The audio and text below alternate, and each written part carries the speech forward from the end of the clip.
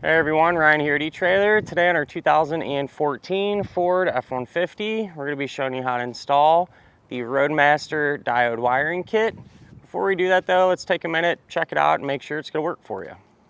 So before we jump right in, I figured it'd be useful just to touch base on the main parts that we're going to need to flat tow our truck down the road in the first place. And there's going to be a total of 5 of them.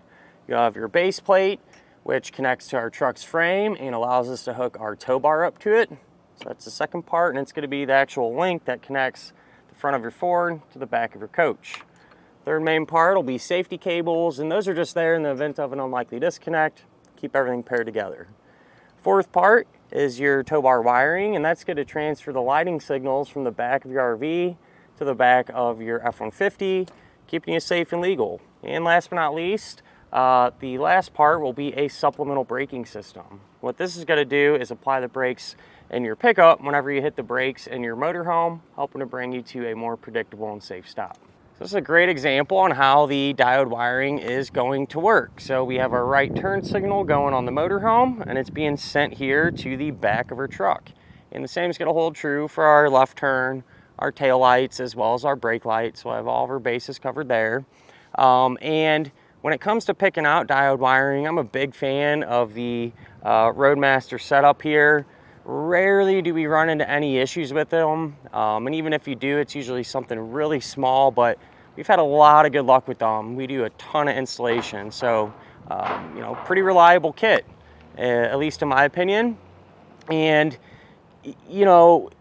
compared to some of the other setups, I'm a big fan of the diode wiring because once it's installed, you're not even going to really be able to tell that it's there. Everything's hidden for the most part. It's super easy once you're hooked up to your motorhome. Essentially, you just plug a cable in to the front of the truck to the back of the coach, and that's really all there is to it. As compared to, say, magnetic lighting, for example, where that's going to require you to set up every single time. You'll have lights back here that you put on your truck, and then you run your wires all the way up, and then take it all apart when you're done doing it and store a big box of wires. So a setup like this really just helps simplify it and keep everything streamlined. As I mentioned, when you're setting up, it's super easy. You plug in a cable to the front and to the back of the coach, and then you're done. That's how all the signals are going to get transferred through there. Which kind of brings you to my next point. There's several different kits available, and what one is going to work best for you is really just going to depend on your tow bar. So today, perfect example, we're using the bare bones kit. That's at least what I call it. You get your wiring, your diodes, some little ins and outs to help you install it. That one doesn't come with a cable, umbilical cable, or a connector plug. And that's because we use that kit because we use the ROADMASTER Nighthawk tow bar, which comes with those components already. So it don't make sense to buy them twice when you don't need to. If your tow bar doesn't come with those components, though, which chances are pretty good they won't, you need to think things through and figure out what one's going to be the best. So if the tow bar you end up going with has channels in it, like our Nighthawk here, where you can run your cables and stuff through, what you're going to want to use is the kit that has the hybrid style cable. So one end will be straight, the other end will be coiled. That way you can pass that cable through those channels. Or there's a kit that will work just as good, that it's just a straight cable. Okay, so you don't have the little coil bends here on this side. Either one of those will do. If your tow bar does not have channels or any type of cable management system like that, then you're going to want to use a coiled style kit, like this one here.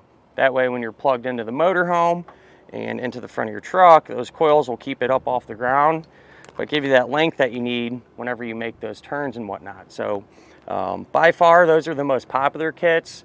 If you're going with the coiled, for sure, I recommend the 7 to 6 like this one. But if you have things set up a little bit differently, there's a coiled kit that has a 7 to 4 round connector on it. My thought is if you're hooking everything up, you might as well use the 6-way round. It gives you some more options on hooking things up in the future, whatever the case may be. Or if you have, let's say, a older style coach and it doesn't even have a 7-way electrical connector on it, there's also a kit that has a 4-way flat to a 4-way flat that you could use as well. Other than that, at the end of the day, kit you really can't go wrong with. You know, it's reliable and easy to use, so can't ask for too much more. As far as the installation goes, it's really not bad or complicated. More or less just time consuming, having to route all the wires from the front to the back. In this case too, with our truck being a four-door, it's a pretty long vehicle. We actually had to extend the wires to reach back there, which isn't that uncommon with larger vehicles like this. So if you don't have any wiring, extra wiring laying around, I'd probably pick up, let's say, at least 10, 15 foot of 14 gauge wire, which will definitely help you out, make things a lot easier. So take your time, should be in good shape. With that said though, why don't we go ahead and get started on it now. To begin our installation, we're going to be working underneath the hood of our truck. First thing we want to do is route our wiring down to the front of it. So what I've done is just took our bundle here, took one end, dropped it down, kind of routed it right over here to our bracket. So what you want to do now, go ahead and slide the rubber dust boot over our wires, and then we're going to separate them into individual pieces. So carefully cut in between them, and then you can peel them back a few inches, something like this. And then one thing that I like to do is kind of cut maybe about a 1/4 inch or so off of the end, kind of start fresh in case we nicked the wires and we were separating them. And from there we can strip back the insulation a little bit on each end and give that wire a good twist, nice and tight. That way it makes for a good connection. And then we're just going to do the same thing for our 3 remaining ends. If you look at the back of our connector plug, the terminals are going to be labeled. We'll have TM for taillight, so the brown wire goes there. This one's GD for ground, so the white wire plugs into that. And then this one is LT for left turn, so the yellow goes there. Then RT for right turn, so the green plugs into that. So the way these work, take a small Phillips screwdriver and back that set screw out almost all the way. And then you'll take the wire that corresponds with it. So I have the tail light circuit, so I'll put the brown into it. So kind of hold that, hold it in place there and tighten down that set screw. And I'm just going to work my way around the whole connector plug here until we have all the wires plugged in. Here's what the connector plug looks like once you have it all hooked up. And now would be a great time as well if you're going to be doing a battery charge line to hook that up as well. That's because those charge lines get hooked up to the center of this connector here. So while we're in here, might as well do it. That way we don't have to come back and take it apart again. So that's exactly what I'll do. And once I have that done, we can continue to route our wiring towards the back of the truck. Back up in the engine compartment here, we can find a ground. And I think I'm just gonna go right here in this area on the sheet metal. It's nice and thick there. And so we can cut our white wire to length. So while you're doing this, cut just that white wire in half. Very carefully, don't nick the other wires. And I'm gonna separate it, I don't know, maybe about 1 foot. So this is the end that's going to the connector plug. That's what we want to work with. And we'll strip the insulation back, twist it, and we'll crimp on a ring terminal. So all the connections that we make, whether it's a ring terminal or a butt connector or a spade terminal, they're all going to be made like this. Slide it over the bare end of the wire, crimp it down.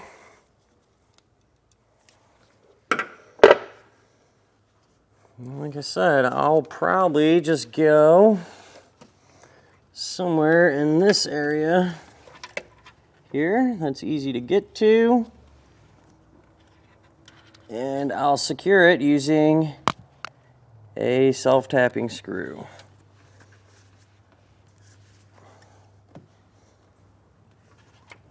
That's how our ground turned out. So pretty straightforward there. And as far as the rest of the white wire that was attached to our harness that's going to nothing, I stripped all that back, meaning I just separated it from the rest of the harness here. Make it easier to not only route the rest of our harness because it's thinner now, but chances are pretty good we'll end up using this white wire later on, so hold on to it. But with that said, I'll continue to route this down and underneath the truck towards the taillights, and once I have that complete, show you the path that I took to get it there. Underneath the truck, I dropped our wiring down along the firewall, and when you're doing this, do your best to avoid any hot or moving parts. Use some zip ties every now and again to keep it secure. But it's pretty convenient. On the side of our frame rail, we actually have some factory wiring, so that's what I followed. And essentially, just run it all the way along here. Usually following factory lines and wiring is a pretty safe bet. And that's exactly what we did. So, all the way back. And right here, it kind of goes up and kind of tricky to see, but you push it up and towards the back still, and it'll kind of drop out from under the truck, almost just above our rear axle. Our wiring just essentially runs right up through here and drops down, and this will have to get routed to the taillight pockets. And definitely not going to have enough length, which I assumed, being a pretty long truck. So what I'll do is grab some wiring and use some butt connectors to extend this, that way we can get it to where we need it to go. So I was able to extend our wires, and the yellow and brown is going to stay over here on the driver's side. And what I did, if you remember, the white wire that we saved, I took that bundle of it and taped it to this end, right? So this will run up to the taillight pocket eventually. I took that white wire and ran it over here, and it's tricky to see. This is because everything's tucked up here and the spare tire's in the way, but took that white wire and taped it with the green wire as well. And that green and white wire is just going to run through this opening where I have it dropping down right here. So we'll let them hang right now, and we can go up and work on getting our taillights out. If you drop your tailgate, that'll give us access to the fasteners holding our taillights in. So one here and here, and you can use an 8mm socket to pull those out.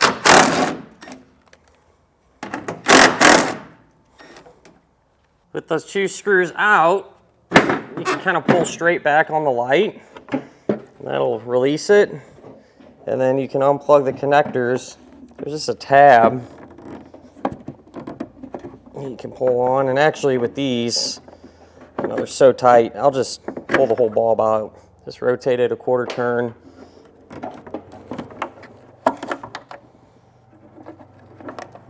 So yeah, there's how you would release it. The others are super tight, but either way works fine. And with this side out, we will do the same thing to get the other one removed.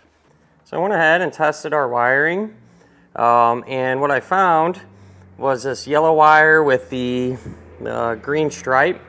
It's going to be our taillight signal, and then the gray wire with, it looks to be like a brown stripe, that's going to be for our stop and turn. And so what we can do, let's cut those in half. Then each end of the insulation, strip that back some, twist the wire, take a blue spade terminal, and crimp that on. Do the same thing for our 3 remaining ends here. You can grab your diodes now, and the side that's labeled out has that single terminal. You want to plug that onto the wiring here closest to the bulb. So I have 2 of them, of course. And then we'll just go color for color. So the factory gray wire goes to the other side of the diode. The factory yellow wire goes there. And I guess what we'll do too, we'll just stick these together. And now I'll just go underneath the truck and grab our wiring and just push it right up into this pocket here. So went ahead and pulled our new wiring just right up, just reached under there or from the truck and pushed it up here. The yellow wire stripped back, crimped on a blue terminal. The white and brown, you're going to do something a little different. You strip them back a little long, and then we're going to twist them together. We're going to get them real tight. And you take the yellow terminal, put it over those ends, get it crimped, and then we can get these plugged on in here. So with the yellow, the factory yellow and green being our taillight signal, you want to take the new brown and white, plug that into that diode, and with the gray, factory gray and brown being for a stop and turn, take the new yellow, plug it into that one. So with everything secured, I can zip tie it up and take our taillight, put all the bulbs back in. If I can line everything up, they just quarter turn right back into place. Once I get this done, we'll just reinstall our taillight the opposite way that we removed it.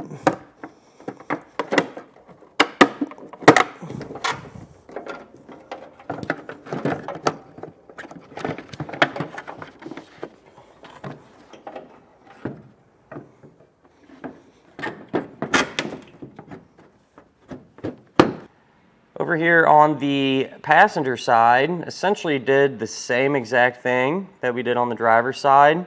Really the wire colors are just going to be different, or one of them at least. So for your taillight signal, that's the factory yellow wire with a green stripe running through it. And so I hooked up our new white wire to that diode. And then for the stop and turn, the factory wire, that's going to be the purple one with an orange stripe running through it. And so I hooked up our new green wire to that diode and secured everything up, set up the same way.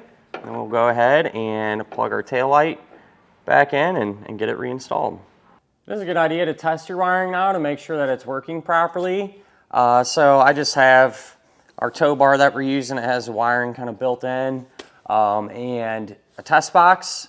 You can use your motorhome, but keep in mind if your motorhome has any issues, it might mislead you into thinking it's something you did on the truck side. So we'll go ahead and run through all of our signals.